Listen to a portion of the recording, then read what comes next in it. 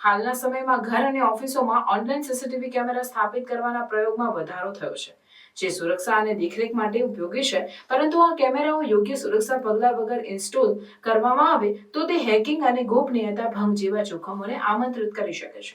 ગુજરાત રાજ્યના ગૃહ રાજ્યમંત્રી હર્ષ સંઘવીએ તાજેતરમાં જ એક મહત્વપૂર્ણ વિડીયો જાહેર કર્યો છે, જેમાં તેમણે ઓનલાઈન સીસીટીવી કેમેરાઓની સુરક્ષા માટે જરૂરી પગલાં લેવાની સલાહ આપી છે.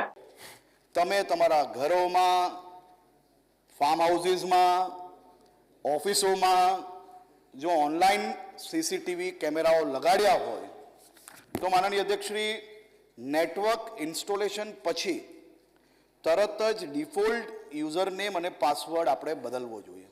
અહીંયા બેઠેલા સર્વ લોકો જાણતા હશે કે કેમેરાઓ જો ઘરમાં નાખ્યા હશે તો કેમેરાની કંપની દ્વારા માનનીય અધ્યક્ષશ્રી 2-3 પ્રકારના પાસવર્ડ અને યુઝર નેમ આપતા હોય છે. યુઝર નેમ હોય તો એડમિન હોય, પાસવર્ડ હોય તો એડમિન 1 2 3 હોય.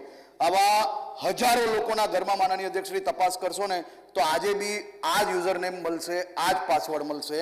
આ યુઝર નેમ અને પાસવર્ડ જો બદલી લેશો તો કોઈ બી ચીલાચાલુ વ્યક્તિ તમારા ઘરમાં તમારા સુધી જલ્દીથી પહોંચી શકશે નહીં. મજબૂત અને યુનિક પાસવર્ડ રાખવો જોઈએ.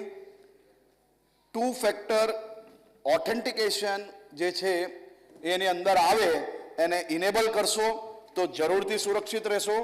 અનઆવશ્યક ફીચર્સને ડિસેબલ કરવા, રિમોટ એક્સેસ જરૂરી હોય તો VPN એટલે વર્ચ્યુઅલ પ્રાઇવેટ નેટવર્કનો ઉપયોગ કરવો. નેટવર્ક વિડીયો રેકોર્ડર અથવા DVR લોક કરેલ સ્થાને રાખવા જેથી અનધિકૃત એક્સેસ આપણે રોકી શકાય. સીસીટીવી સિસ્ટમ પર અનઅધિકૃત પ્રવેશને બ્લોક કરવા, હાર્ડવેર તથા સોફ્ટવેરને ફાયરવોલ ઉપયોગ કરવો. માનનીય અધ્યક્ષશ્રી, સીસીટીવી સિસ્ટમને ખાસ ડિટેક્શન સિસ્ટમ હોય તો તેનો ઉપયોગ કરવો જેથી હેકિંગના પ્રયત્નો થાય તો રિયલ ટાઈમ અપડેટ આપને મળતો રહેશે.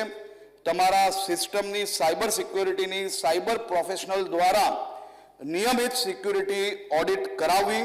અને જો આ બધું કરશો તો અમિતભાઈ, હું તમને 100% ખાતરી આપું છું કે મારા રાજ્યની કોઈ બી મહિલા સીસીટીવીનો ભોગ નહીં બને, એની 100% ખાતરી આપી શકું. માન્ય મંત્રી, માન્ય સભ્યશ્રી દર્શિતાબેન, ડોક્ટર દર્શિતાબેન. માન્ય અધ્યક્ષશ્રી, હું આપના માધ્યમથી માન્ય મંત્રીશ્રીને પૂછવા માંગુ છું કે ભવિષ્યમાં આવા બનાવ ન બને એ માટે થઈને રાજ્ય સરકારે શું પગલાં લીધા છે? ગુના દાખલ થયાના 48 કલાકમાં જેમ મેં પહેલાં જણાવ્યું માનનીય અધ્યક્ષશ્રી, મુખ્ય બધા જ આરોપીઓને હજારો કિલોમીટર પારથી માનનીય અધ્યક્ષશ્રી લઈને એ લોકોને અરેસ્ટ કરવામાં આવ્યા છે. આરોપીઓને કડક શિક્ષા સજા થાય તે હેતુ માનનીય અધ્યક્ષશ્રી FIR જે છે એમાં IT એક્ટ સેક્શન 66F2 અને સાયબર ટેરરિઝમનો ઉમેરો કર્યો છે, જેના કારણે માનનીય અધ્યક્ષશ્રી ગંભીરમાં ગંભીર સજા આપણે અપાઈ શકીએ તે માટેનો પ્રયાસ કર્યો છે. આ નેટવર્ક જેમ મેં પહેલાં જણાવ્યું એ પ્રકારે પેન નેટવર્ક છે, આખા ઇન્ડિયામાં છે, માત્ર ઇન્ડિયામાં નહીં ઇન્ટરનેશનલ લેવલે ફેલાયેલું છે. અલગ અલગ પ્રકારના માનનીય અધ્યક્ષશ્રી એ લોકો વિઝ્યુઅલ્સ કેપ્ચર કરતા હતા અને એને વેચતા હતા અને એને આપણે પકડવામાં સફળ થયા છે.